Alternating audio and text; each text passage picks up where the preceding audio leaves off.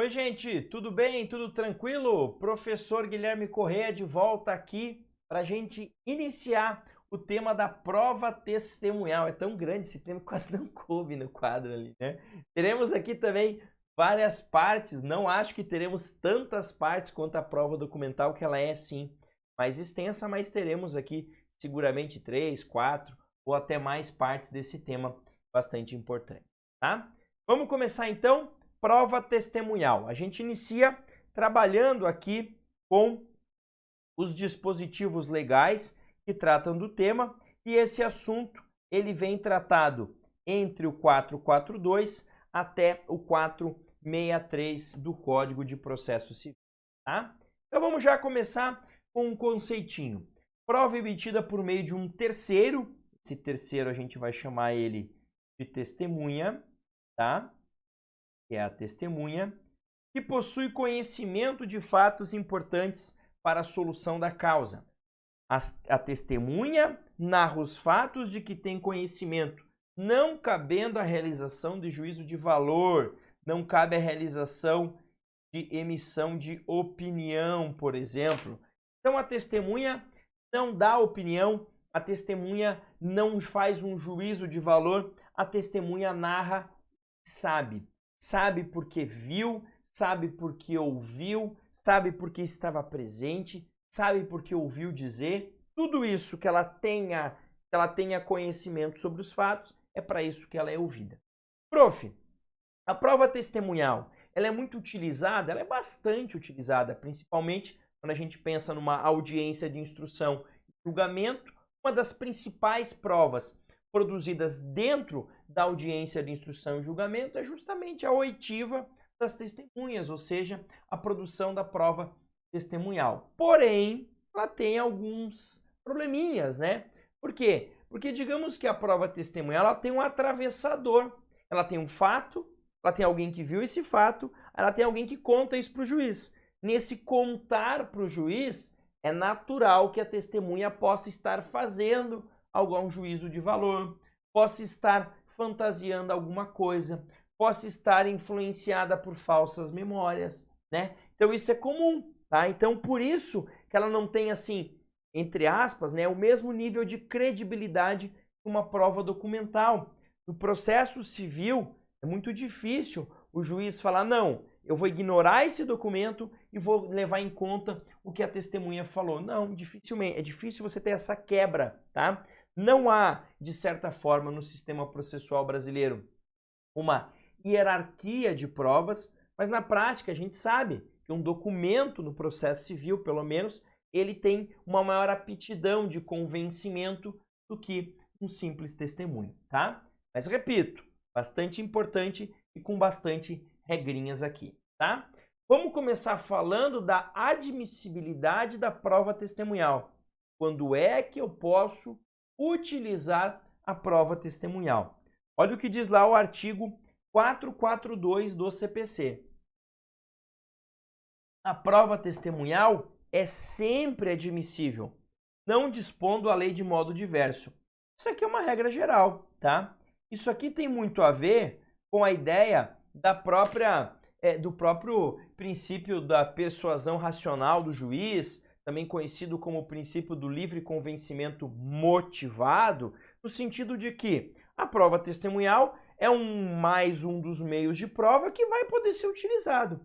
E se não tiver nada dizendo que não pode, ela vai poder ser utilizada. Mas o código vai trazer, logo na sequência, situações em que ele proíbe esse uso da prova testemunhal. Olha lá o que diz o 443. O juiz indeferirá. Vejam que isso aqui é uma ordem para o juiz. Não é uma opção para o juiz, é uma ordem. A inquirição de testemunhas sobre fatos já provados por documento ou confissão da parte. 2. Que só por documento ou por exame pericial puderem ser provados. Então, existem fatos em que a lei exige que a prova seja feita por meio de um documento. A prova testemunhal não vai resolver. Se já há um documento provando aquele fato, o juiz não vai ouvir testemunha. Se já houve uma confissão da parte, o juiz não vai ouvir testemunha. Agora, claro, essa regra merece temperamentos, pela ideia do princípio da persuasão racional do juiz, do livre convencimento motivado, de que não há hierarquia entre provas, pode ser que o juiz diga, olha, esse fato foi provado por documento, mas eu quero ouvir uma testemunha.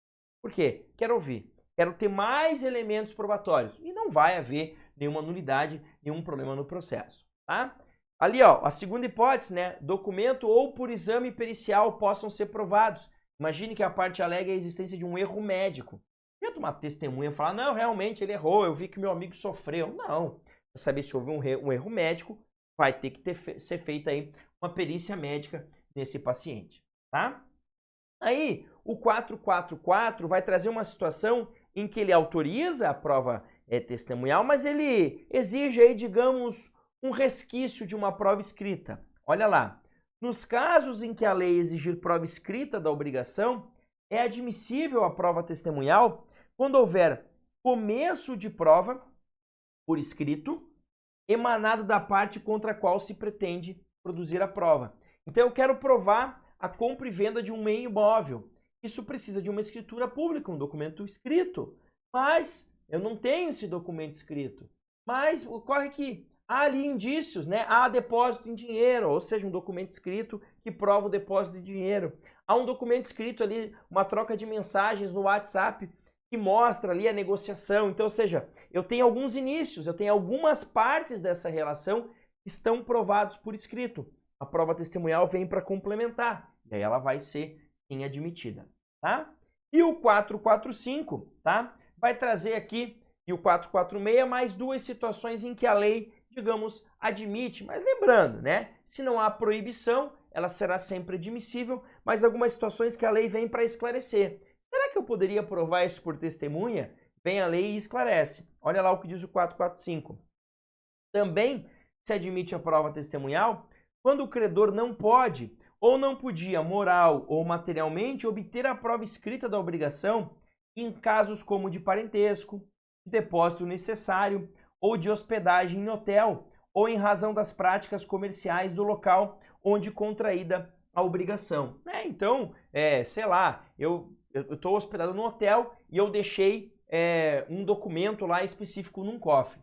Aí eu chego, o cofre foi aberto, eu quero responsabilizar lá o hotel. Ah, você não tem prova escrita disso. Mas eu tenho testemunhas que viram eu colocando aquilo. Não tinha como ter uma prova escrita de que eu estou colocando isso no cofre, né? Situação ali de depósito necessário, né? Imagine que houve uma inundação lá, eu acabei fazendo o depósito dos bens de um vizinho meu para ajudá-lo. Eu não vou ficar exigindo dele um contrato de depósito escrito, né? Pô, eu estou ajudando o cara ali, né? Vamos então, nós nos ajudamos, a prova testemunhal aqui de que houve esse contrato vai poder ser feita também. Então, são aquelas situações em que poderia se cogitar da necessidade de uma prova escrita e da impossibilidade da prova testemunhal, mas que a lei vem e vai autorizar, tá?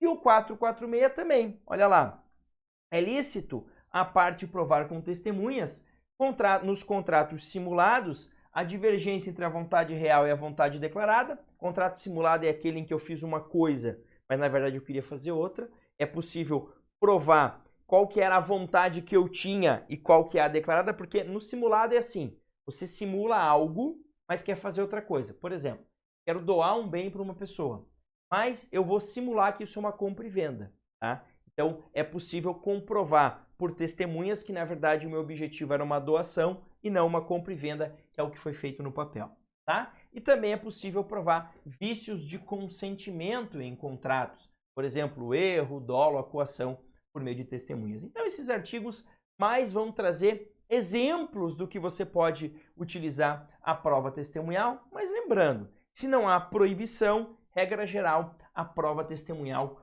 poderá sim ser utilizada. Tá? Entendido o que é prova testemunhal, quando ela pode ser usada, surge a seguinte pergunta. Prof, qualquer pessoa pode ser testemunha? A resposta é, em regra, sim. Mas nós temos um conjunto de pessoas que não podem. Sejam as testemunhas, que são as testemunhas capazes, as impedidas e as suspeitas. São elas, professor. Então, eu vou te contar na parte 2 do tema da prova testemunhal. Então, aula que vem, parte 2, prova testemunhal, eu começo já te contando quem são os incapazes, os impedidos e os suspeitos de testemunhar. Mas antes de ir para a parte 2, dá o teu joinha, compartilha o conteúdo, se inscreve no canal. Grande abraço, bons estudos, até mais.